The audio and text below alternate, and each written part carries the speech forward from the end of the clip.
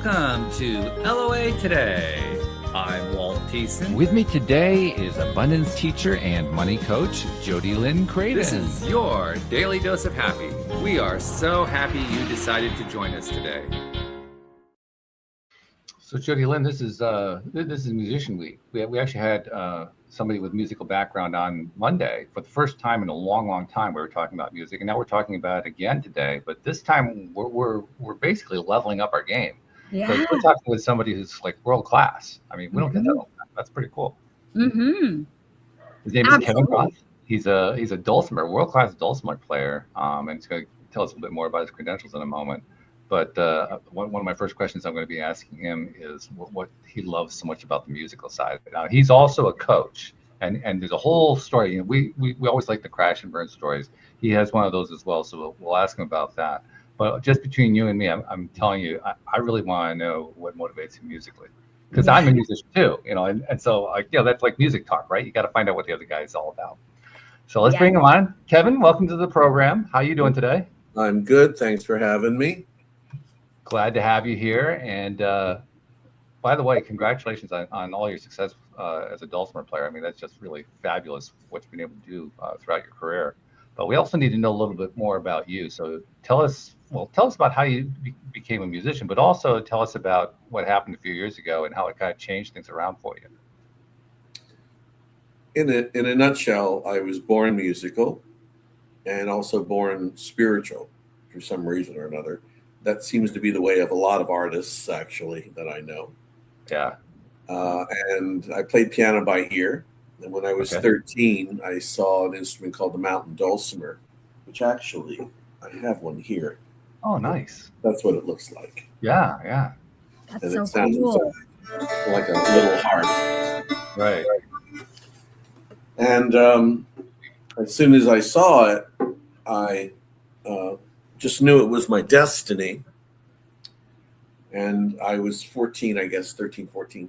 And at 16, I got signed to Folkway Records, which was a big deal because they had Pete Seeger and Woody Guthrie. Right, sure, yeah. And I did a decade's worth of albums for them, which are all part of the Smithsonian. And then I kind of got into children's family music. And that really made my career go zoom because I sang the theme to a hit TV show on PBS called Shining Time Station, which was based on the Tank Engine. Wow. And then I got all my dreams fulfilled. I got a little rich, a little famous, a book deal, a record deal, all that stuff. And had a lot of success. And also what went with that was stress and aggravation. Yep. Oh, yeah. So what that did is it caused, along with other things going on in my life years later, me to develop melanoma. The interesting thing about cancer is when people get cancer, most people know why. And I knew that this was stress and inflammation. Mm. And it took me in a deeper nosedive spiritually, where I discovered, it's a very strange story, but I discovered Yogananda and then discovered who ended up being my teacher, which is really Ramana Maharshi, and a guy living, or was living at the time, named Robert Wolf, who became my mentor spiritually. Okay. Musically, I grew up on Peter, Paul, and Mary, and they were all friends of mine. Of course, Peter and Mary were gone. Yeah. I just saw Noel Paul Stuckey a few weeks ago. Did you? Yeah, and he's looking great and sounding great, and he's a sweetheart. And I sort of became a life coach because someone suggested that I teach people what I did to recover from cancer, and I never did any kind of chemotherapy or radiation. I had some surgery to remove a bad spot, but it never came back, although 4 oncologists said that it would come back within 2 years and I'd be dead within 2 years. So I basically was given a death sentence. Wow. So I had to really go deep, and I knew that they were wrong. I don't know how I knew, but I guess like I know everything else, I'm somewhat psychic. Okay. That's one of Yeah. my clients like about me is I can sort of look into them because we do it. I coach through Zoom. I can look at them. They can say one thing and I'll say, that's not what I'm saying. And they'll laugh. They can't hide from me. And so I knew exactly what I did to heal. And part of that process was leaving the Midwest where I was stationed temporarily.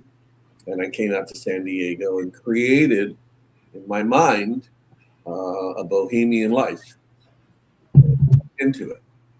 Okay. So I know how to create things and make them occur. Law of attraction, I suppose.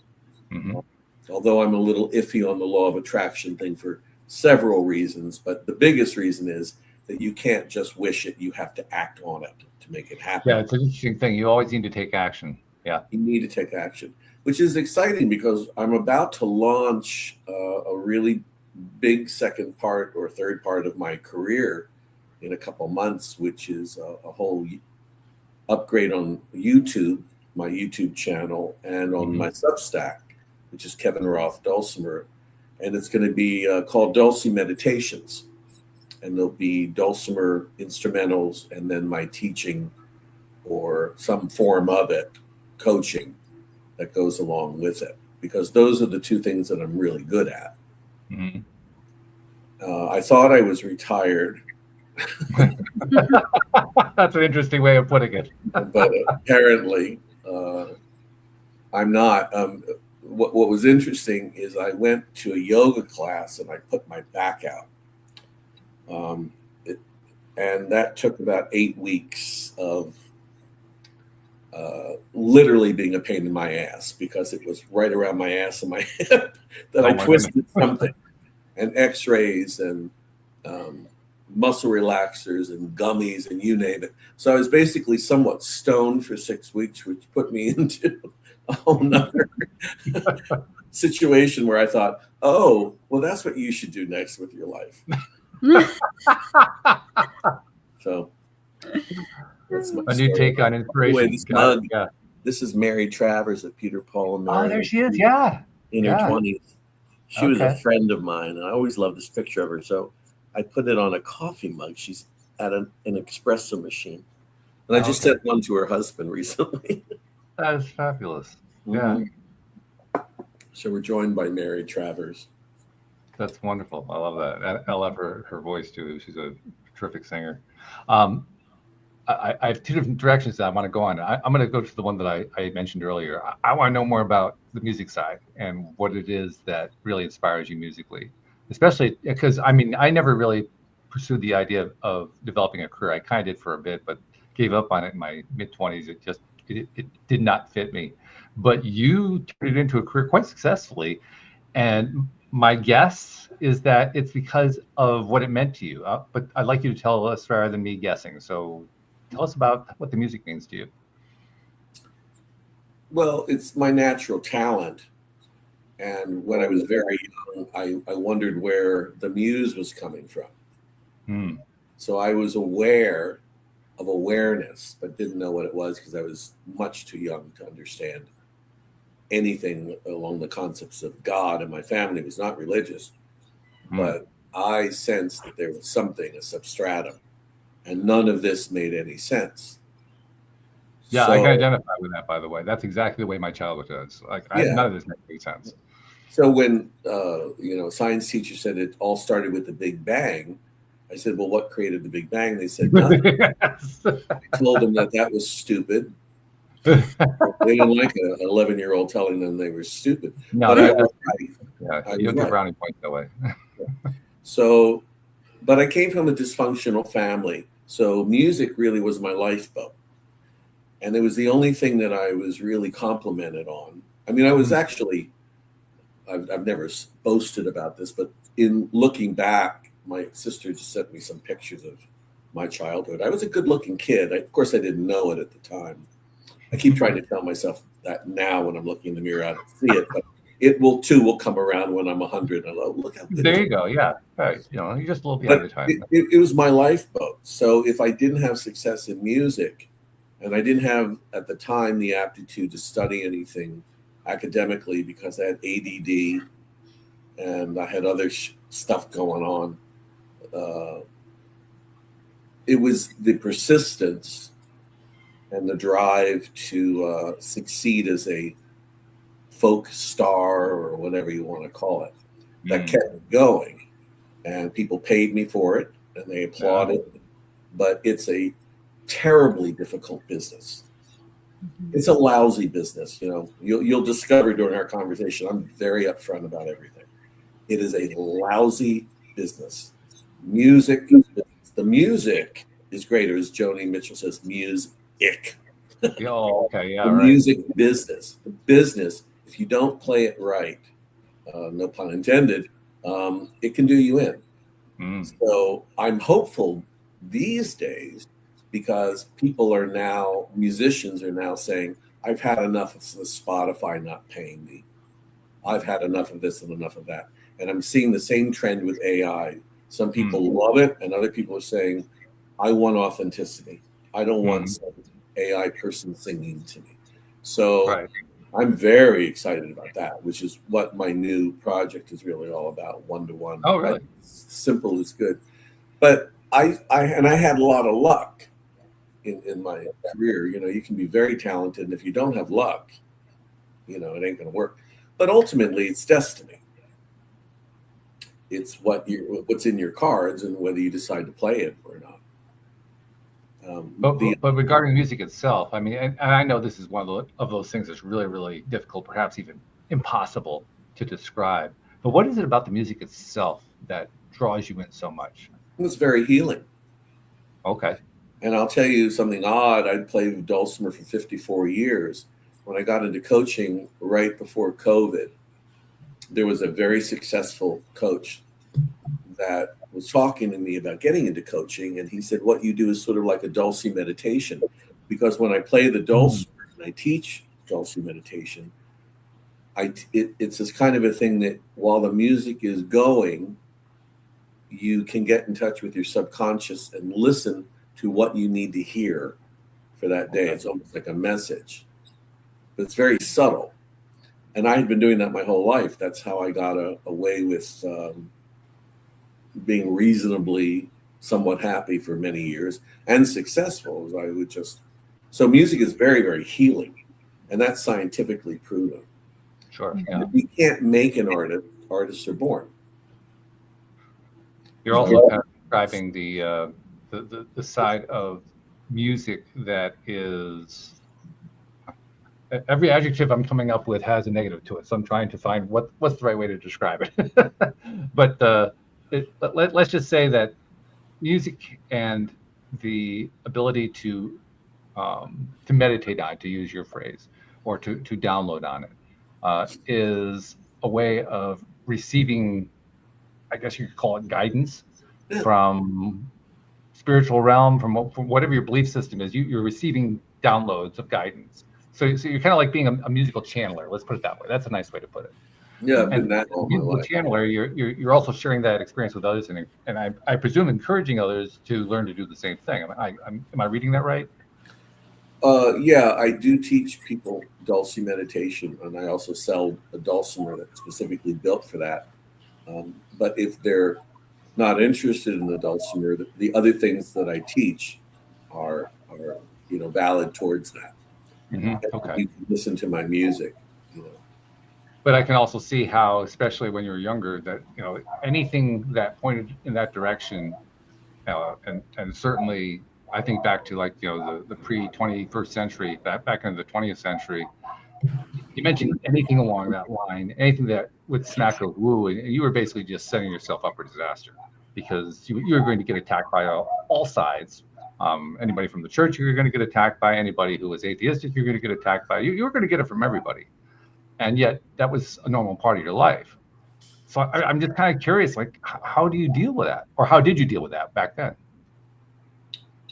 Being attacked, you think? Is that what you mean? Well, I would think. I'm reading into it. I don't know what the experience was. Everybody, there's two things that people love about me. My music and my coaching. Okay. Those are the two things I excel at. I'm not. I'm not what I would call an openly gregarious guy. I'm more of a loner, to kind of typical artist. I don't like small talk, and unfortunately, I think I'm an empath. So strangers can pass me on the street, and I avoid looking at them because I pick up things about people. I see. Okay. Sometimes that's wonderful, but most of the time I pick up on craziness. So, which I can personally empathize with, because that was one of my biggest challenges when I was growing up. Literally everything. I mean, I could understand what everyone was trying to tell me, but what they were trying to tell me didn't add up in my mind. And so I was always trying to figure out, well, okay, what's the real story here? What's the real truth? Because they're clearly not telling me the whole truth here. There's something missing here. And so that's what I hear when you're saying what you're saying. Yeah, but people love when I play the dulcimer. I mean, I had one person who didn't like me personally, and this was many, many years ago. It didn't matter what I would do on it, just didn't like me.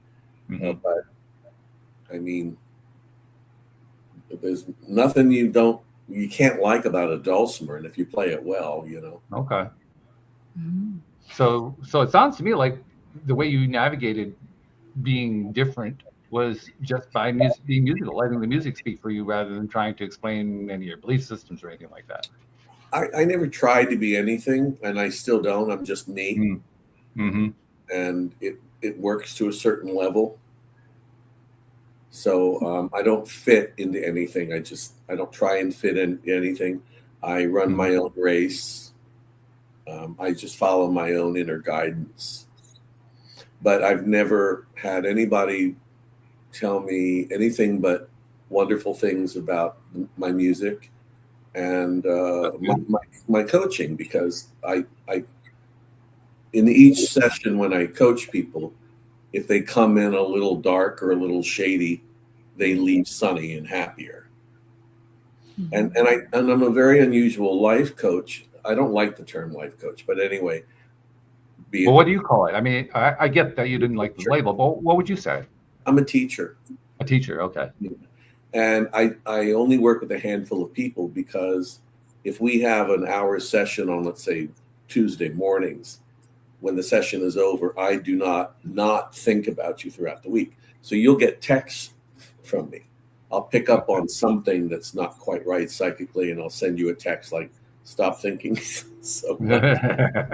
And they'll type back, I don't know how you know this stuff, So I take them in, I take people in. So I'm very selective, but that's what I do. And I believe that the people who come to me for coaching are,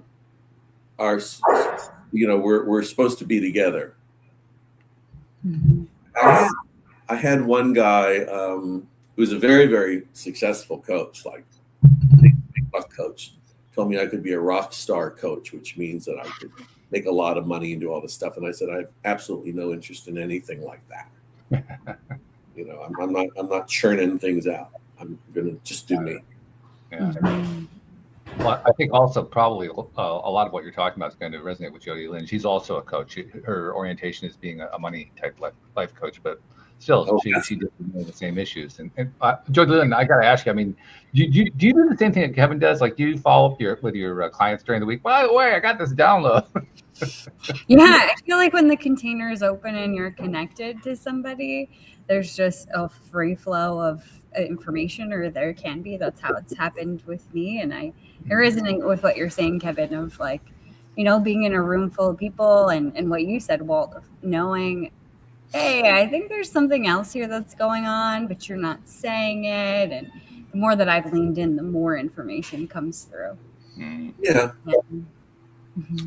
Yeah. So I work with good people. All my clients are really good. And, so for the most part, that's a really good thing. Sometimes it gets a little difficult. I was picking up something about a client, and I didn't know what it was, but it didn't feel good. And I thought, I probably would not renew with her, but I wasn't quite sure why. Something was off. Mm. And one day I just found out that she had passed away. Oh. So that's what that was. That was an interesting experience for me. But, it's I just, my days look like I get up in the morning and I have this dog that I'm attached to named Bosco. He's a little miniature dachshund. And I walk on the cliffs by the ocean every morning. And I usually go to a gym and then start doing some music or whatever comes to me, that kind of work. So that's pretty much my life. Yeah, it sounds like a good one too. Mm-hmm. What kicked off the thing about becoming a coach, though? I mean, you kind of referenced it briefly, but from your personal motivational perspective, why did you do it? Someone asked me what I was going to do when I finished an album called The Deviant Dulcimerist. Okay. And I said, well, I guess, I don't know, try and book a tour to promote it. And he said, why don't you he says, you've got like 60 something record albums. Why don't you become a life coach? And I didn't know what that was.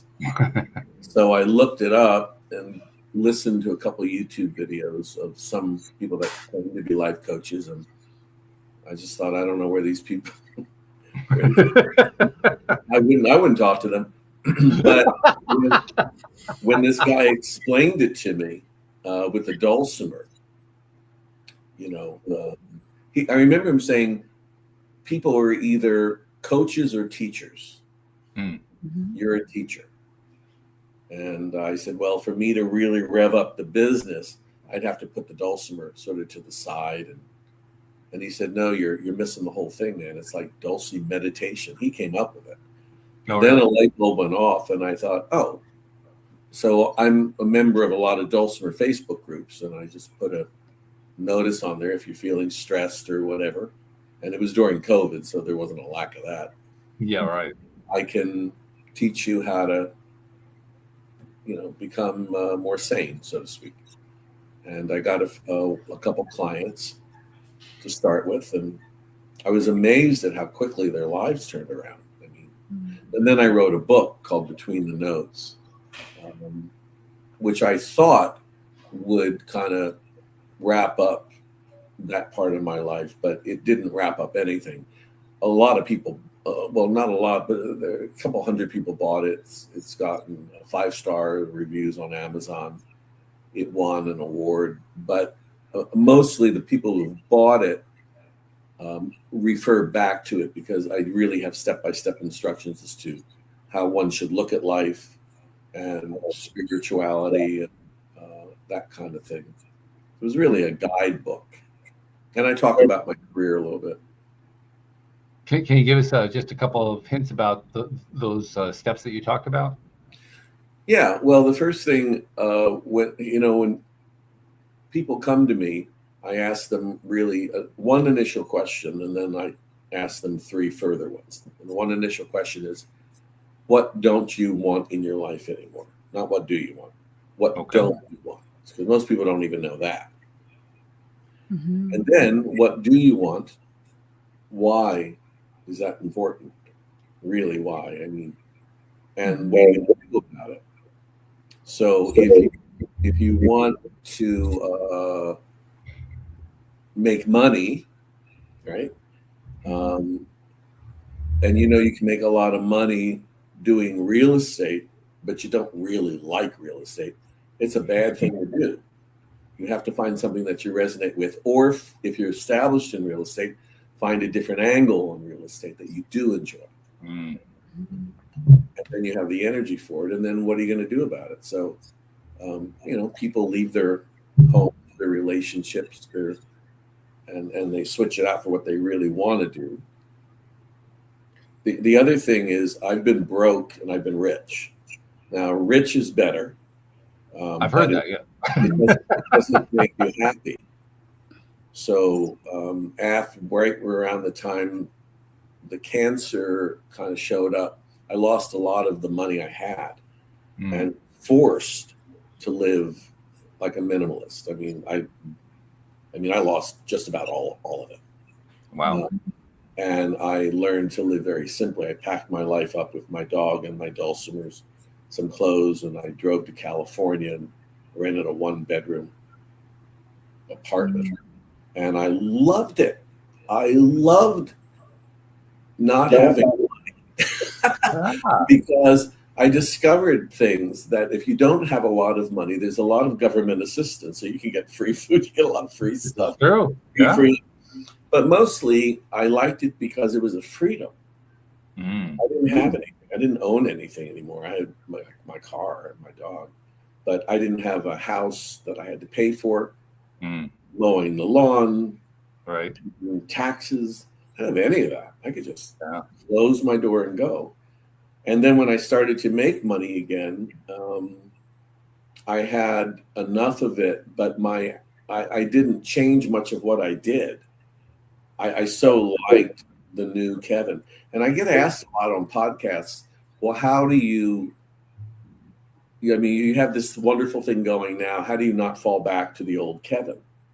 And it makes me chuckle because the answer is clear. I like this version better. Yeah, sure. Why would I go back to that? So, but you need to know what it is that you want. Well, you made reference to the distinction between what you want and what you don't want. My take on that has been more people are going to know what they don't want.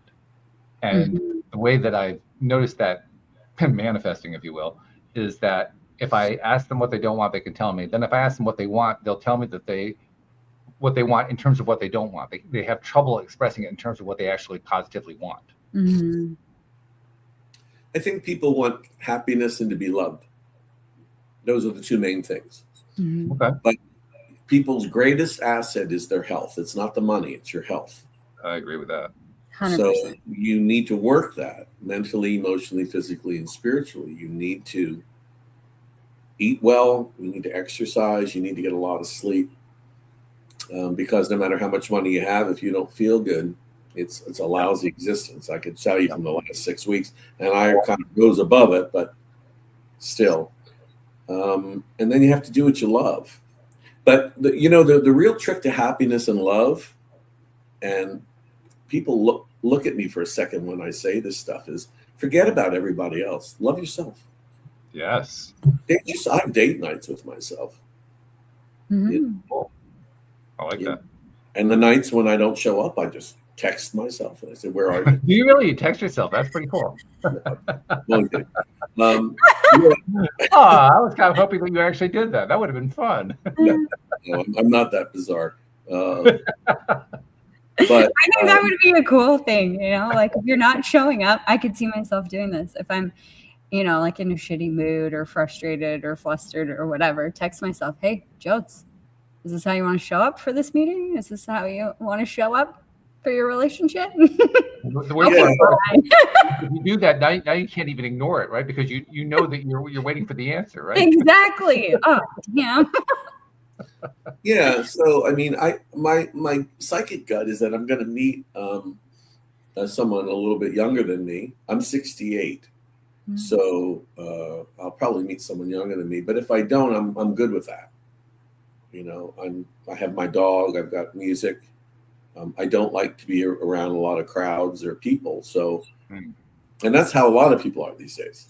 Mm-hmm. So if I do meet somebody in a relationship kind of sense, it has to really work because I know what works for me, and I'm not willing to give a whole lot of that up, to certain degrees. But just love yourself. The way I discovered that was the day I got the call from an oncologist telling me that I had cancer. It's a very frightening thing to hear. Oh, absolutely, yeah. I walked through the apartment and there was only my dog there. And I said out loud, "Don't worry, buddy, we'll get through this." And I remember saying it and I thought, who are you talking to? And I realized that there were two of me. And it's not psychotic, but there's the conscious, the worrier, and then there's the knower, the awareness. And I knew that I wasn't going to die. I don't know how I knew, but I knew. I proved 4 oncologists wrong. So when you discover that you got yourself, there's no point in and being miserable or unhappy. Now, you do need other people, for Mhm. whatever you need them or like to be around them. My friends that I have dinner with and, friends that I do playful things with. But for the most part, I shut my curtains yesterday, didn't answer my phone, did some reading, did some sleeping, played some dulcimer, cooked. That was great. Okay. When you play your dulcimer, I mean, is there something particular you'd like to play? Is it something that you wrote? Is it some tune that you've always played? Is it? Oh, I know hundreds of songs, and I never play the same song the same way twice because I play by ear. So Okay. it's always new to me, and I have a lot of dulcimers. In fact, there's a dulcimer folk museum in Ohio.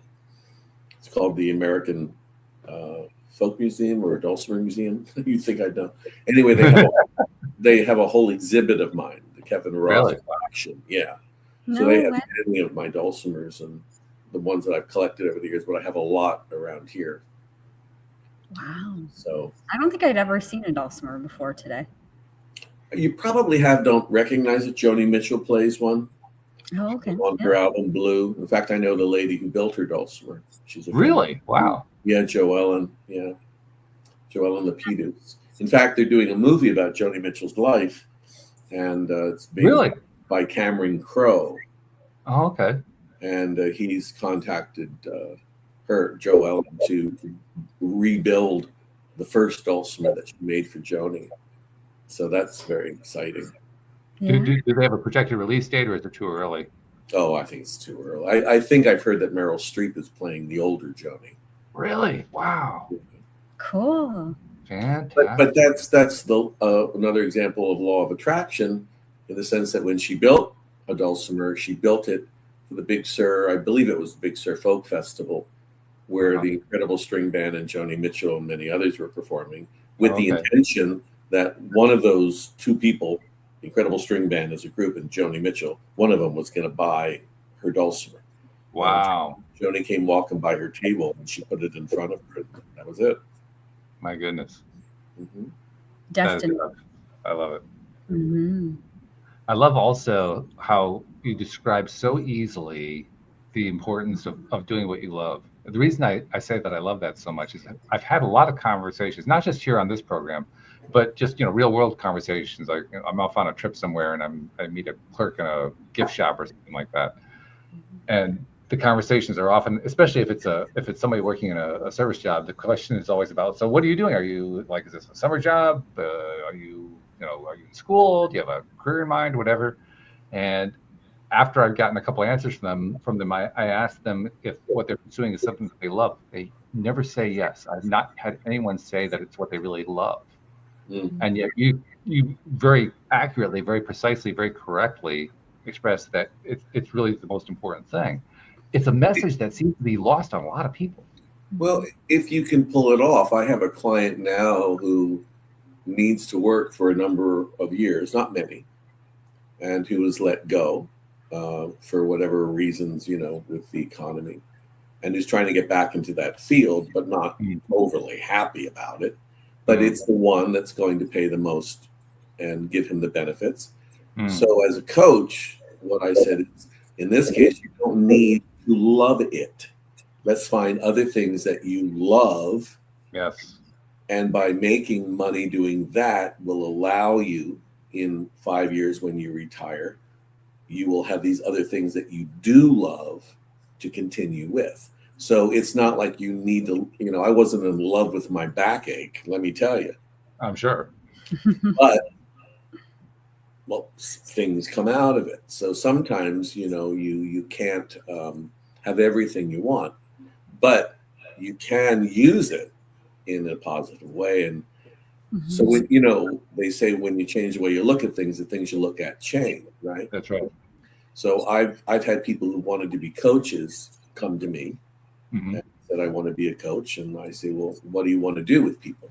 And in what way you want to do it? And, they say, well, I can take this course and I can do this. And they list all this stuff. And I said, let's back up. And I refocus them in a direction that feels better for them, because it's very overwhelming to start anything. Oh, yeah.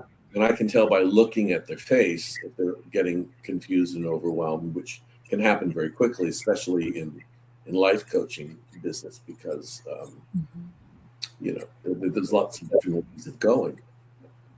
And I can really resonate with what you're talking about in terms of you don't actually have to pursue a job that is something that you're passionate about. You can pursue passions outside of employment. And one of the reasons I really appreciate that is, first of all, that's what I did.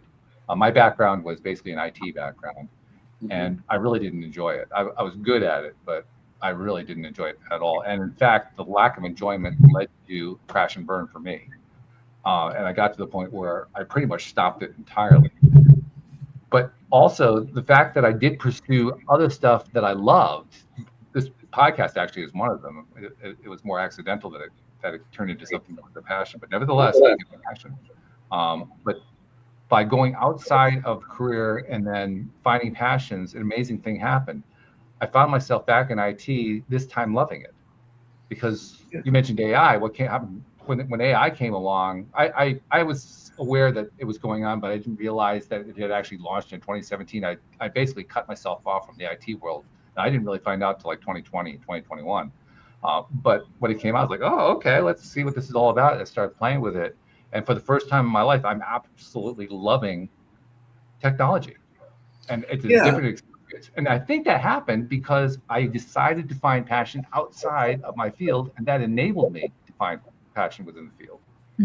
Yeah, I think my job or talent as a life coach or teacher is to take people situation that they're currently in, have them look at it a little bit differently, and get a game plan of how to move the pieces around or off and recreate things. So I think that's more my forte. So if people come to me and they're in relationships, or they're in jobs or situations that they're kind of feel that they're locked into, most of the time they're not. So if I were to, I had a client once who said, I can't stand my boss. She drives me nuts. I want to kill her. And I said, how often do you talk to this woman? She said, Monday mornings at 9 to 9:30, she has a meeting, and she's a bitch. And I said, when else do you hear from her? And he said, no, Monday mornings for a half hour. Okay, so that's when you actually have to listen to her and answer her. But you're carrying her the other 6 days. Yeah. And when she looked at it that way, and I said, let her do her thing. She's obviously not a happy person. It's not just you she talks to like that. There's a group of you. And just, have some little compassion or whatever. And when she's done, say, okay, I'm done till next Monday. And it completely changed the way she looked at her career. Or I had another client who was really bothered by someone calling her all the time. And I said, well, why do you need to pick the phone up? Well, and so I had to let her see that by going about it a different way, she didn't have to pick the phone up. The other person would get the message and eventually call less or stop calling at all. I call it don't step in it. So when you see things coming along, just don't step in it. So it's very simple. And these are things that I came up with because these are the things I had to let go of when I got cancer, because I knew it was anger and frustration and all kinds of things. So I'm around people I don't like. I live in a very cute little apartment that's not that expensive. I don't own much except dulcimers. My main concern is me and my dog and a couple of my wacky friends, and that's it. I keep it simple. I'm sure, Jody Lynn, do those customers, those clients, do they sound familiar? I'm just kind of curious if it's similar with your experience. Oh, yeah, I think so. I think one of the greatest things we can do for ourselves is shift our perspective. Like when you shift the way that you're looking at something, everything changes. And I think we just get so stuck in, this is the only way that I can see X, whatever it is. Like I'm walking in a straight line and I'm going to walk into dog shit. No, you don't have to. You don't, like you said, Kevin, you don't have to step in it. You could step around it. You could hop over it. You could skip over it. Like you could cartwheel over the thing if you want to. There's billions of possibilities, but we just get so laser focused on this is how it is, and then think that's how it will always be. But if we could just open the door just a little bit to see, oh, like the lady you were talking about with the crappy boss, you don't have to carry her all week. You only have to talk to her for half an hour, and then you could literally like cut the cord and move on and not have to deal with her. But even people that, you know, you have to deal with or you perceive you have to deal with. I always think about my mom. Her and I didn't have the greatest relationship. And I always felt like she was picking on me and like she was mean to me and all of these things. And I made it my mission in my early 30s to change that. I wanted to have a relationship with her. I wanted my perspective of her to change. So I started focusing on the things that I did love. And eventually my perspective shifted enough that she stopped picking on me. Like the reaction wasn't there. The cord wasn't there. I disconnected that button, and then we could have the relationship that I wanted to. And she didn't do anything different. It's that instead of me focusing on, you know, I'm going to step in it, focusing on, oh, okay, I can see this from her and I can let this go and just have a different perspective. So I think it's so powerful. Yeah. And I'll tell you something I'm beginning to see more of, and I believe it and concerned of money, making money, is the whole money paradigm is shifting. Totally. And I believe the reason is that people are just sick and tired of being sick and tired of these politicians and being all hard and things being too up, and they're learning to live with less, and they think, oh, okay, I don't need to stock up on everything. And I believe that even currency itself over the next decade will probably go away and there'll be some sort of a system. But the values of money, what we place on it, is really about half gone already.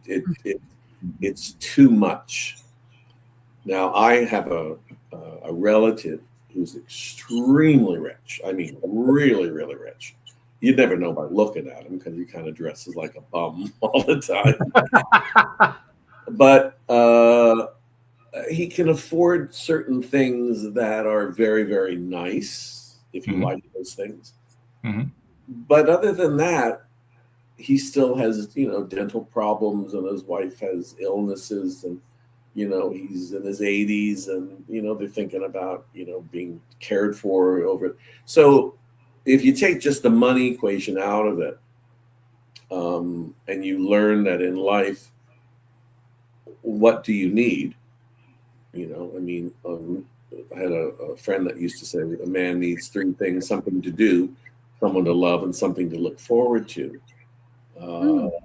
You know, you can live pretty well. There's no reason to have a high stress job to pay for a high end apartment and a high end car payment. Get rid of the apartment, get rid of the car, downsize, go find a loft somewhere in some ghetto and build it up. That's what gay people do, right? We go in and we change everything. It becomes Soho, you know, and there's a freedom in not putting all your cards in that one basket.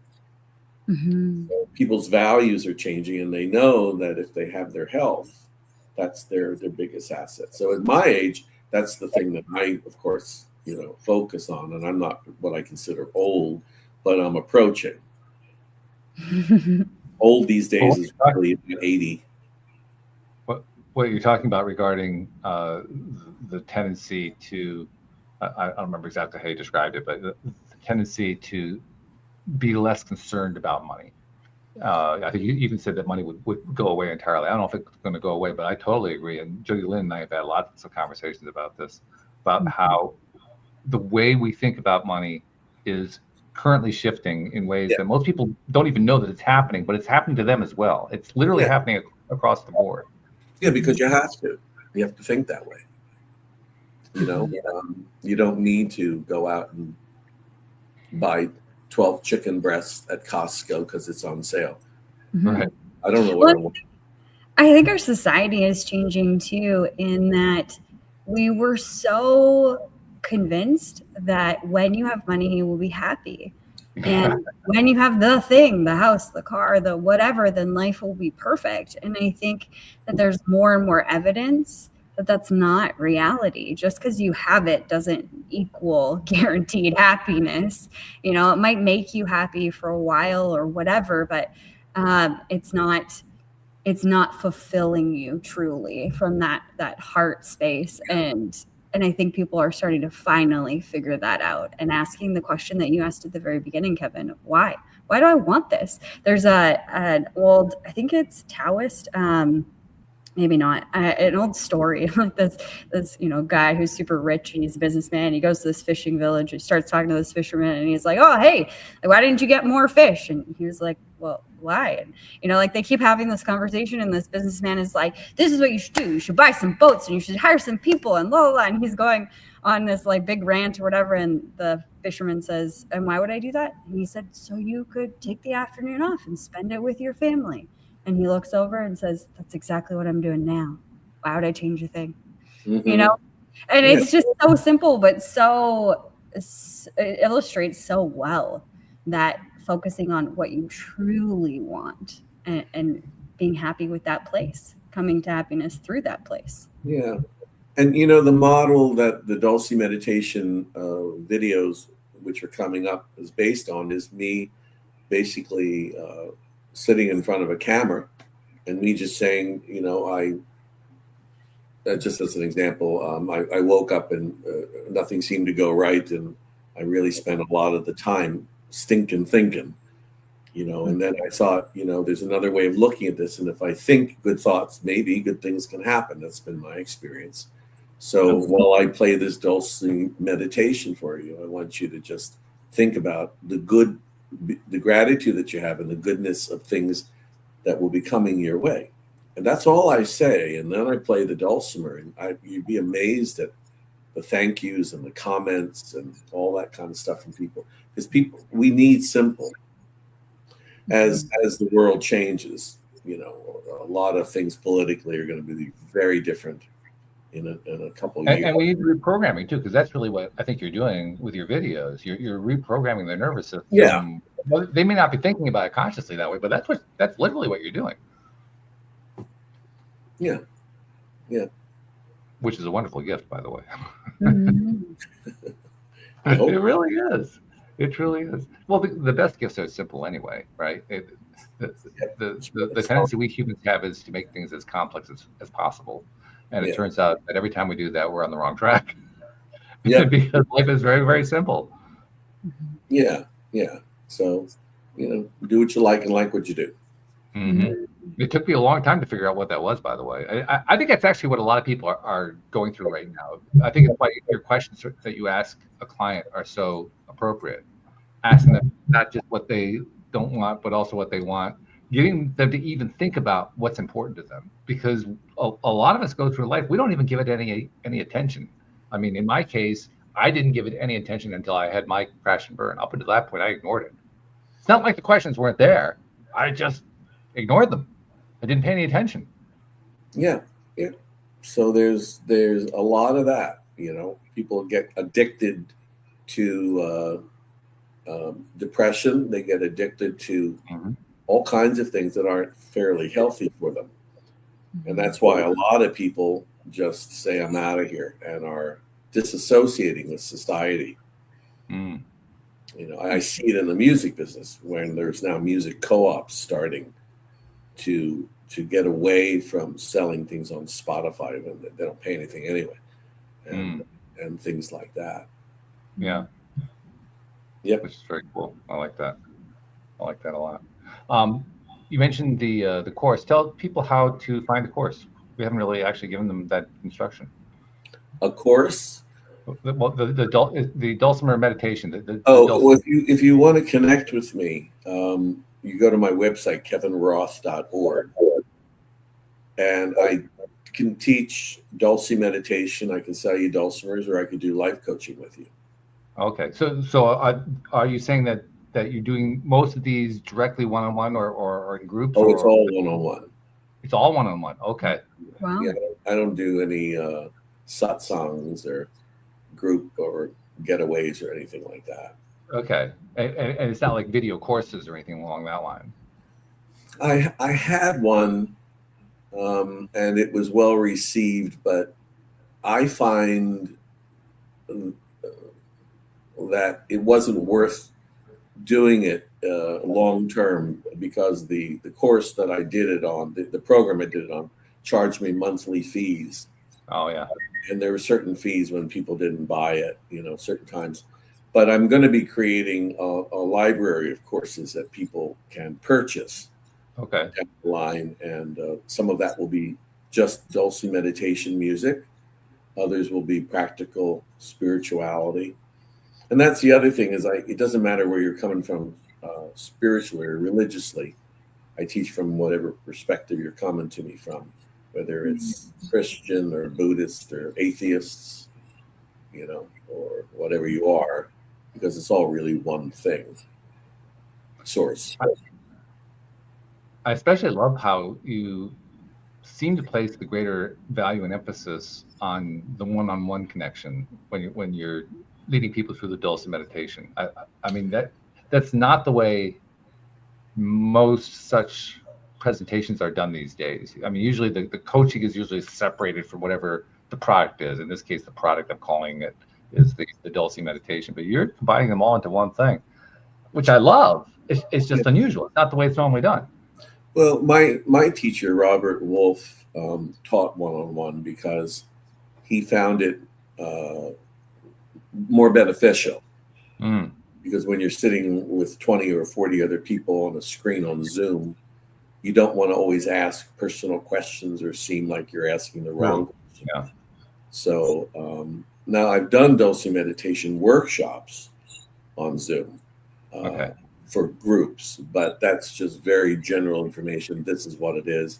This is how I do it. This is what you do with it. And if you want to learn it, then come to me one-on-one, because everybody's different. Yeah. And I'm not looking to be super well known, or I have no interest in being like a Tony Robbins approaches. Not anywhere near. Be with a couple people at a time, and that's about it. And it's I'm an expensive date, so my fees aren't exorbitant, but they're pretty up there. So you have to really want to work with me. Right. I always joke with my clients. I said, one of the things people like about my coaching is I talk about my own crap that happens during the week. And I said last week, I had to set up a coaching session with myself, and it was difficult getting booked, and I had to come up with the money, and I didn't take American Express, and what a pain in the ass it was, but I finally got it. I just joke about it. You can see I don't take a whole lot of things too seriously. I get that, yeah. But it did help. It did help. I wrote down my problems, and then I thought, how would I respond to someone? And it's not what I wanted to hear, of course. It never is. Well, it raises the question. I mean, do you, as a coach, do you find yourself to be coachable to yourself? I don't.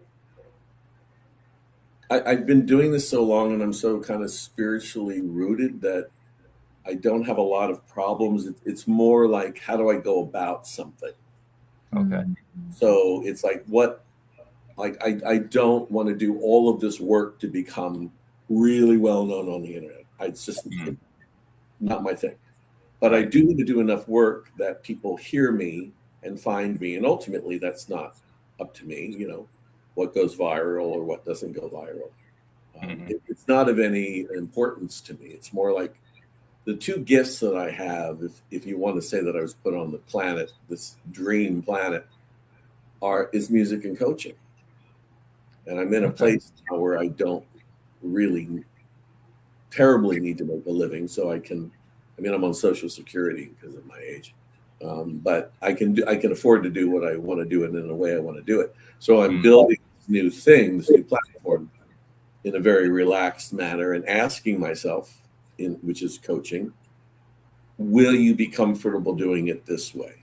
And then sometimes I'll say, no, I hate that stuff, and then I have to come back to myself and say, Well, you can pay a lot of money and have someone do it for you, or you can stop being afraid of it and look into it.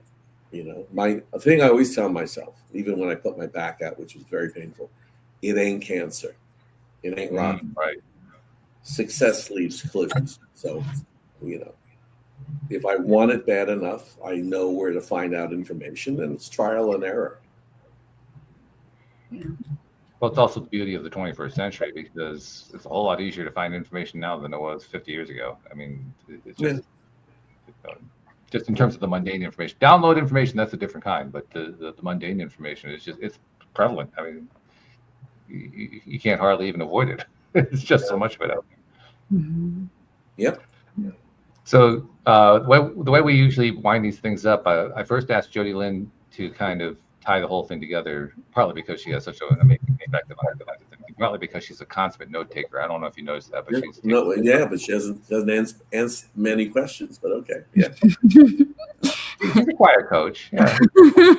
I like to take the information in and really feel into it, and I ask all the questions I need, but Walt usually takes them right out of my mouth. To be honest, he's such a good navigator of these shows and where we're going. And for today, I think it's so cool, Kevin, how you took music and you used it as a spiritual tool to develop your connection, or that's what it seems like to me. That was on your journey. And I truly believe what you were saying about music being healing, and the frequency, the resonance, just the way that you see people move and their eyes light up with different genres of music or different songs, or their favorite one comes on. You can see somebody's heart explode with emotion as they're listening to the notes. And I am not very musical. I mean, I can sing,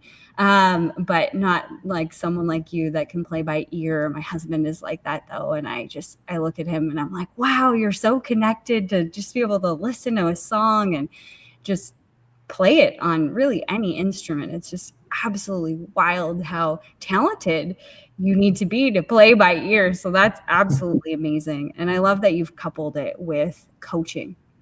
And the reason why I'm saying that is because I think that the music really opens us up as individuals to be able to see a different perspective, and what a better time to offer another way of looking at life, another way of being compassionate, another way of finding what truly makes you happy. So thank you so much for today and your message, Kevin. Well, thanks. You're welcome. I mean, when you think about artists, where does the muse come from? What is the muse? And the muse is really source. Mm-hmm. So that's where it comes from. And when you're a writer or whatever you're doing that's creative, you get into the state of flow. And flow is where you think you've spent a half hour doing something and it's been 3 hours because you're so into it. Mm-hmm. And that's a kind of a healing process. Absolutely. So it's all spiritual. This world, we don't have time to get into it today, but this whole world is an illusion, right? So hate to drop the big one on you at the last second. But since it's not that real, you have to really ask yourself what matters. Mm-hmm.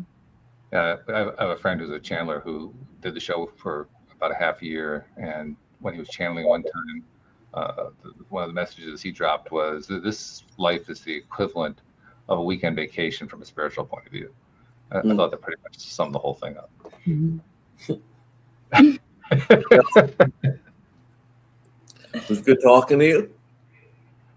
We loved having you here. It's actually one other thing I want to share with you before you leave and before we part for the day.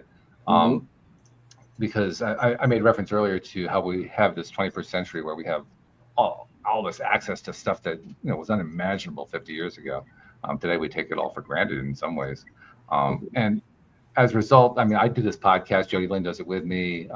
You're doing this with us, but I'm sure you're doing other podcasts and other ways that you're reaching out. You're a musician. I mean, if you're a musician, you're sharing your music. That's one way that you're connecting, and you're basically giving to people. Right. And that giving thing is something that the modern technology has really made possible for a large number of people, which is a wonderful thing. But there's also a piece of it that I noticed that I think needs a little recognition, because you touch people's lives, and we do too, but you touch people's lives, and often people that you never meet, you never see, you don't know how it's all playing out with them, but you're touching it in positive ways that you don't even half the time probably give yourself credit for. So I like to give credit by saying, Kevin, on behalf of those people you've never met and never seen and never will meet and never will see, who you've been helping in ways you didn't even know about just by your music and your dulcet meditation and so forth. On their behalf, thank you for what you're doing. Well, You're making everybody's a difference in the world. Yeah. So thank you very much. Thank you to our podcast listeners everywhere. And we will see you all next time here on LOA Today. Goodbye, everybody. okay.